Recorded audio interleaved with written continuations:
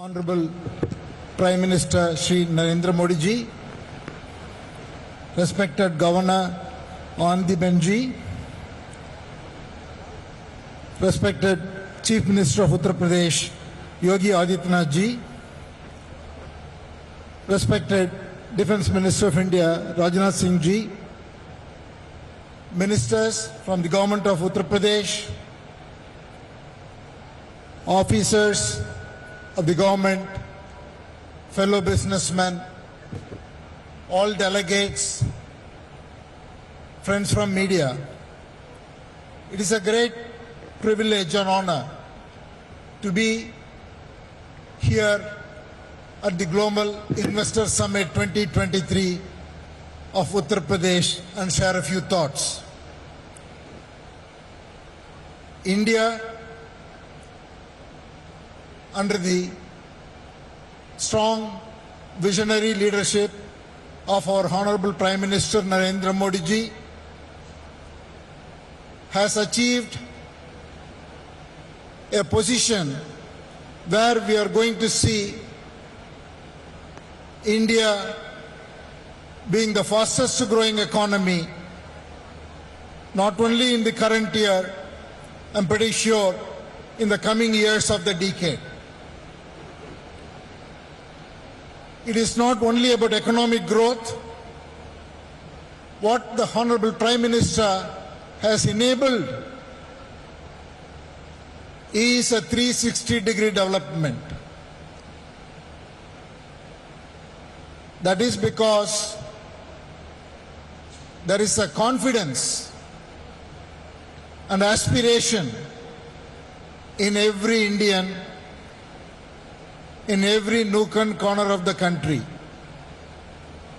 So we are seeing economic development, development in quality of life, development in sports, arts, and across the board you see it exhibiting itself in terms of the aspiration and want to achieve more everywhere. From an economy point of view, India's dream of becoming a $5 trillion economy, 10 trillion, and again 25 trillion when we become 100 years after independence is very much achievable, and we are well on our path. And we have started the Amrit Kaal with the first budget, which I would say lays a very strong foundation, because we are seeing a tremendous investment towards infrastructure development and also policies that will promote huge consumption. I feel we are in a situation where we are going to see growth led by infrastructure as well as consumption. We are going to see rural growth as well as urban growth, domestic growth as well as exports growth. It is a very unique situation because this has not happened. Usually one thing or the other will pull us down. I think we are in a unique situation. The world is going through three fundamental transitions: digital artificial intelligence transition, energy transition, and transition towards building a global value chain to meet the supply chain demands of the world. I would say India is very uniquely positioned to not only participate but lead in all the three dimensions. I will take a minute. On the AI and digital transition, we are very uniquely placed because of three reasons. One, India has adopted digital in a very unique way to solve problems at scale, both in public services delivery as well as in the private sector. Second, we have a most successful IT industry which has enormous capability. And third, we have a talent pool which is very unparalleled. So we are very uniquely positioned towards this transition, not only for India but for the world. Second, in energy transition, we will be the only nation which will be adding significant capacity of energy, more than twice or thrice of what we have today in the next 2 decades. With this kind of a growth, transition becomes easier. The transition is not a substitution, transition becomes a growth engine. And third, in terms of the global supply chain, again, the government policies, whether it is the PLI schemes or simply the vision of the Prime Minister to take India to be a leader in the most important sectors of the future, is going to drive a huge amount of investment, capability building, and ecosystem development, which is all going to lead into enormous amount of growth domestically and most importantly globally from an export point of view. Coming specifically to Uttar Pradesh, Uttar Pradesh is already the 3rd largest state in the country, and from the current 225-230 billion,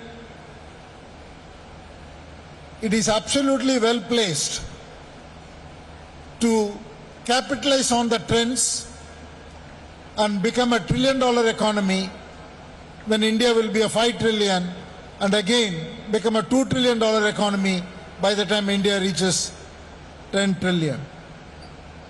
There are 3 or 4 sectors which are very suitably placed. One is agriculture. Already UP has a very strong presence. It is the largest producer of oilseeds. It's among the top 3 in terms of wheat, sugarcane, fruits, vegetables and pulses. And it is so uniquely advantageous that 87% of the sown area is fully irrigated, which is significantly higher than the national average of 50%. By applying the technology of the modern industrial era, UP can dramatically increase productivity in its agricultural sector. The manufacturing sector presents another opportunity because UP is much below the national average or below the other states. UP only gets 12% contribution from this sector. With the tremendous focus on infrastructure development and the value chain opportunity that is presented globally, UP has a fantastic opportunity to increase its share from manufacturing by focusing on advanced manufacturing, precision electronics, semiconductors, assembly and testing, defense and aerospace, pharmaceuticals. All of this are going to happen in this coming decade, and UP, with its vast land and progressive policies and infrastructure, can capitalize. Third area is tourism. Already UP is the largest in terms of attracting foreign visitors. Close to 5 million tourists from abroad visit UP. UP is most uniquely positioned because of its history, because of the UNESCO heritage sites, 24 wildlife sanctuaries, and Varanasi, the Jyotirling, and a number of religious places which are of huge significance both for domestic tourists and for international tourists. The tourism opportunity in UP is unparalleled to any other place.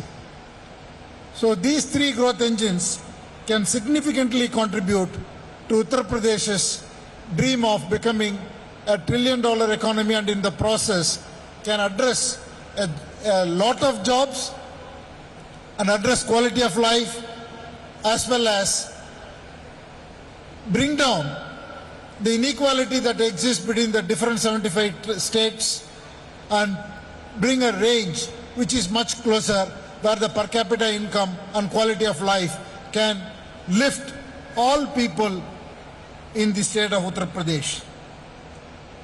A few words on Tata Group. Tata Group has a long history of presence in the state, from our steel company to automotive company, and a large presence of TCS, and all our retail companies, financial services companies, Tata Advanced Systems, Tata Power.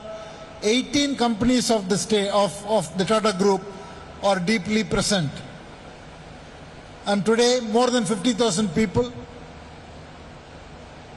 work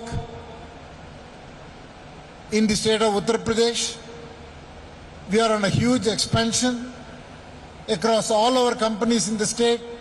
Our hotel business sees tremendous opportunities in the state because of the tourism that's going to come, both religious tourism as well as wildlife and other aspects that will attract tourists. Air India has a detailed plan to connect every part of UP to the rest of India and potentially to the important destinations of the world.